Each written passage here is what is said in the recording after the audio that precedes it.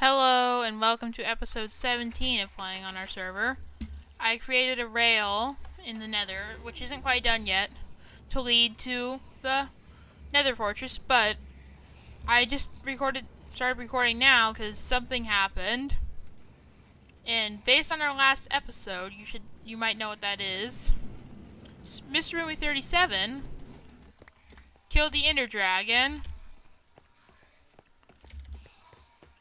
with how it's now going. Yeah, you can see his kills are increasing right now. That's because he's killing Endermen. He can't get out, actually. He's trapped. Yeah, I don't know why it's showing the frames per second in the corner. And this room is more of a mess than before, I think. No, it was like that.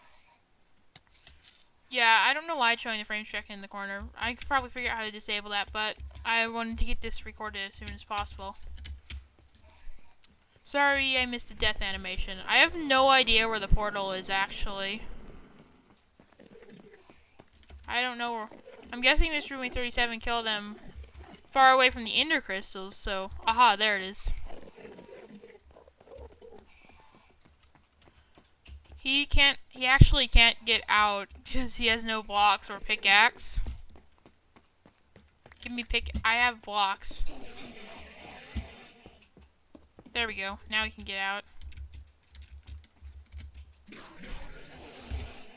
E-Pearl. Oh, he noticed that I took that.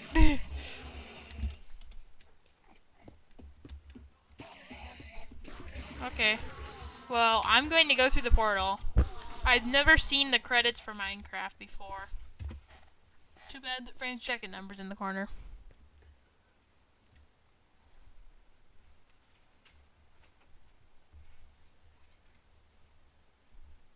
Minecraft.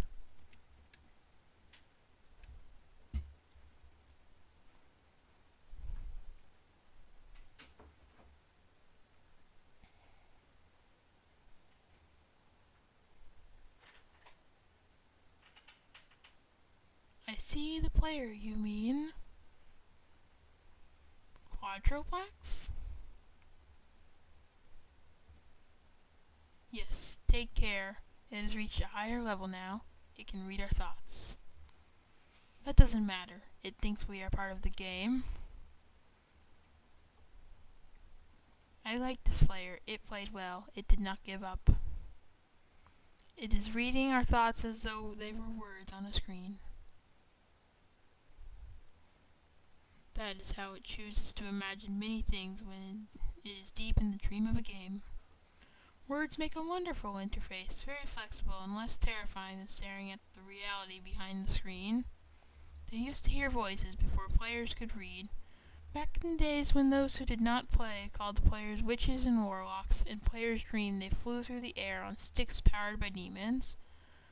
What did this player dream? This player dreamed of sunlight and trees, of fire and water. It dreamed, it created, and it dreamed and destroyed. It dreamed, it hunted, and was hunted. It dreamed of shelter. Ha, the original interface, 1,000,000 years old, and it still works. But what the true structure did this player create in reality behind the screen? It worked with 1,000,000 others to sculpt a true world and fold of the blah blah blah, and created a blah blah blah for blah blah blah and the blah blah blah. It cannot read that thought. No, it has not yet achieved the highest level that it must achieve in the long dream of life, not the short dream of a game. Does it know that we love it, that the universe is kind? Sometimes through the noise of its thoughts it hears the universe, yes. But there are times, it is said, in the long dream it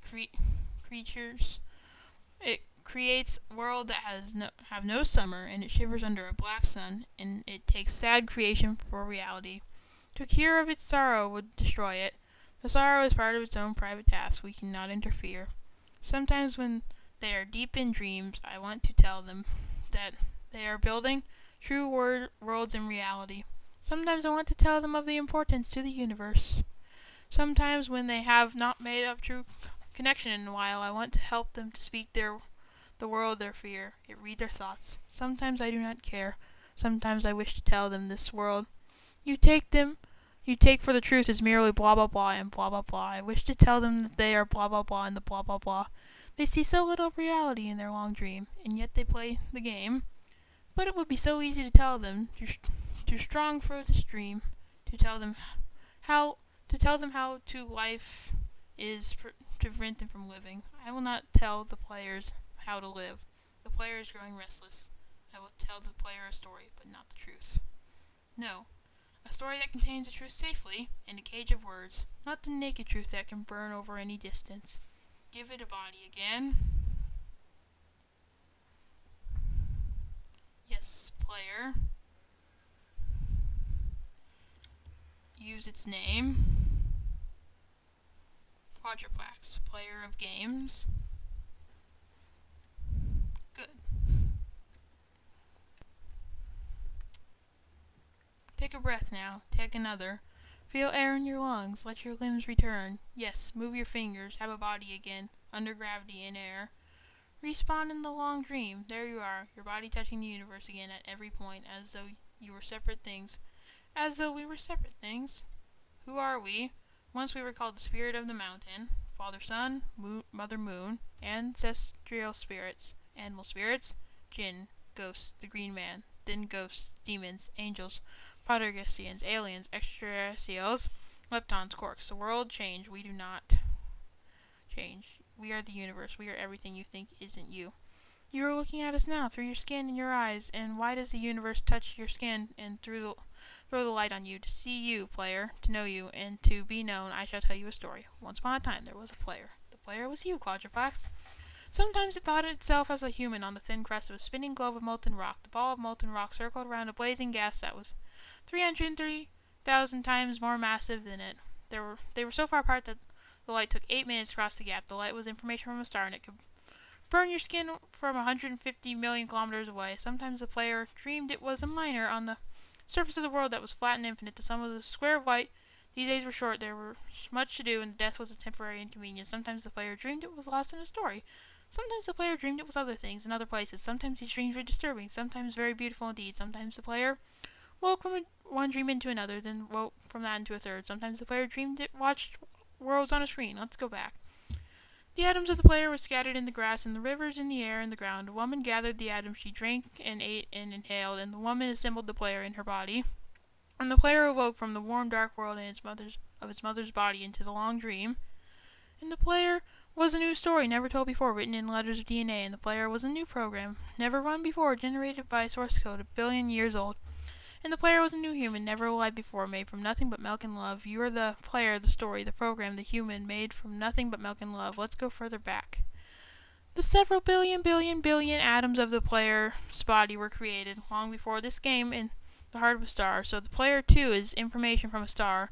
And the player moves through a story, which is just a forest of information planted by a man called Julian on a flat, infinite world, created by a man called Marcus, that exists in a small, private world created by the player, who inhabits a universe created by... Shush. Sometimes the player created a small, private world that was soft and warm and simple, sometimes hard and cold and complicated. Sometimes it built a model of the universe in its head, flecks of energy moving through vast empty space. Sometimes it called those flecks electrons and protons. Sometimes it called them planets and stars. Sometimes it believed it was a universe that was made of energy and that was made of offs and ons, zeros and ones, lines of code. Sometimes it believed it was playing a game. Sometimes it believed it was reading words on a screen. You are the player, reading words. Shush. Sometimes the player reads lines of codes on a screen, decoded them into words, decoded words into meaning, decoded meaning into feelings, emotions, theories, ideas, and the player started to breathe faster and deeper and realized it was alive. It was alive. Those thousands deaths have not been real. The player was alive. You are alive. And sometimes the player believed the universe had spoken to it through the sunlight that came through the shuffling leaves of the summer trees.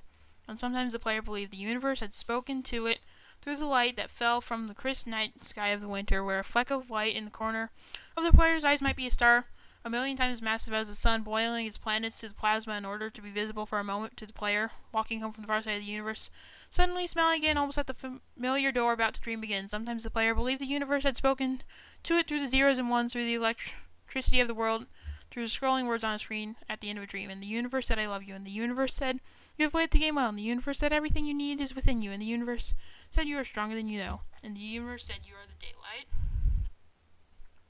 and the universe said you are the knight. And the universe said the darkness you fight is within you. And the universe said the light you seek is within you. And the universe said you are not alone. And the universe said you are not separate from every other thing. And the universe said you are the universe tasting itself, talking to itself, reading its own code. And the universe said I love you because you are love. And the game was over, and the player woke up from the dream, and the player began a new dream, and the player dreamed again, dreamed better. And the player was the universe, and the player was love. You are the player. Wake up.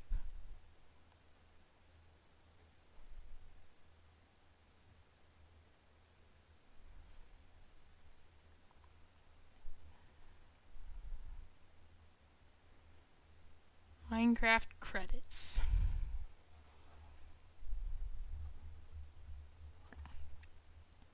Created by Marcus Pearson, aka Notch. Game design, programming, and graphics by Marcus Pearson, aka Notch. Jens Bergeson, aka Jeb. Music and sound, Daniel Rosenfield, aka C418. Image artworks and paintings, Christopher Zetterstrand. In-game narrative, Julian Goff. Website development, Tobias Malstam, Daniel Frisk. Leonard Axelsen, Jens Bergensten, Marcus Pearson. Logo and promotional artwork, Marcus Toivonen. Business and administration, Carl Manna, Daniel Kaplan. Director of Fun, Linda Winters, aka Minecraft Chick. Number crunching and statistics, Patrick Guder. Additional programming, Paul Spooner. Ryan Scavolius Hitchman, Elliot Hippopotamus Siegel. Technologies used, Java by Oracle, Jiggle by many talented people, 3D sound system by Paul Lamb, J Orbis by J Craft.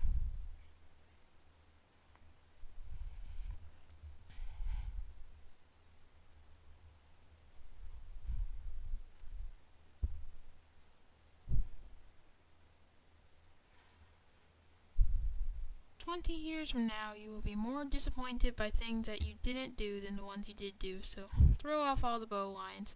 Set away from your safe harbor. Catch the trade winds in your sails. Explore, dream, discover." By Unknown.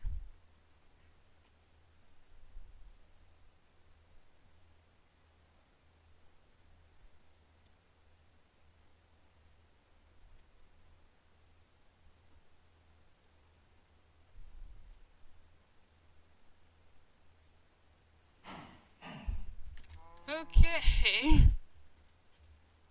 What? Okay. Well, those were a lot longer than I thought they were going to be. Wow, I did not know that the credits for Minecraft were that long. So here we are back in our world. Just punching sugarcane. Such a normal task. Dang it. Well, yeah, I wasn't really planning on... Yeah. Yes. I wasn't really planning on doing anything else this episode. Well, other than the nether rail, I do have one other thing I guess I could show you before I end it off. Would be... It's a work in progress. Well, you can already see it. I'm growing a bunch of huge mushrooms around my base. Because trees are boring. Yeah. So I guess after that... Oh, someone left their door open. guess I should just end this episode off here. Oh wait. Wow.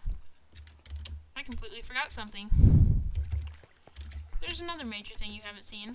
I was caving a lot, lighting up caves so that the mob system will work more efficiently. And I found, under the ground, while I was exploring, a dungeon.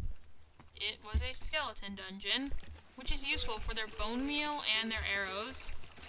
And it had 48 moss stone, and it had the cat music disc, which we did not have yet. So I just converted it to an automatic killer that they kill with lava, and then I get their bones and arrows, which I can use for bone mealing or for shooting. So yeah, I think that's all that's really happened between episodes now. Yeah, I think that's it. I don't know now.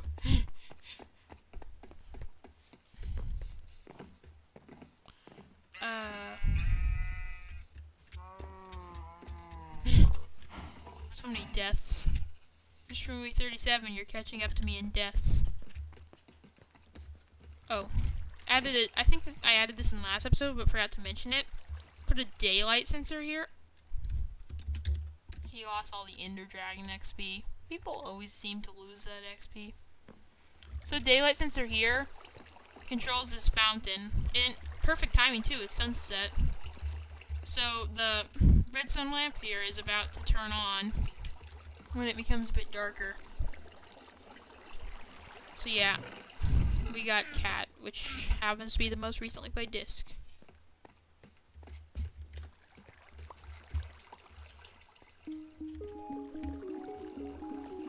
If the lamp will just turn on.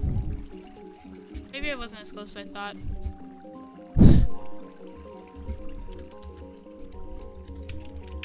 Not as bad as Etho.